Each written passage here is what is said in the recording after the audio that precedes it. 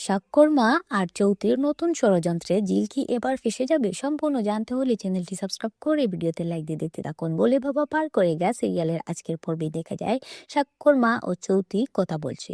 মা অনেক আফসোস করে চৌতিকে বলছে যে চৌতি যদি আজ এই বাড়ির বউ হতো তবে সে তার কতই না যত্ন নিত।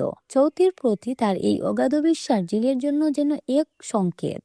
সুযোগ বুঝে চৌতি স্বাক্ষর মায়ের কানে বিষ ঢালতে শুরু করে। সে বলে জিল তো এখন দরাকে সরা জ্ঞান করছে, সে নাকি স্বাক্ষর মায়ের সাথে গান গেয়ে টেক্কা দিতে চায়। জিলের সাহস দেখে চৌতি অবাক হওয়ার বান করে মায়ের মন বিশ্বে তুলে। চৌতি এখানেই থেমে থাকে না, সে দাদুর কাছে গিয়ে ও জিলের নামে বিচার দেয়। সে বলে জিল বাড়িতে গান প্র্যাকটিস করে আন্টি শরীর আরো খারাপ করে দিচ্ছে। চৌতি নিজেকে খুব ভালো মানুষ প্রমাণ করার জন্য বলে যে দাদুরা কিভাবে কয়েকদিনে এই জিলকে বাড়ির বউ হিসেবে মেনে নিলেন, অথচ আগে তো তাকে তারা পছন্দই করতেন না।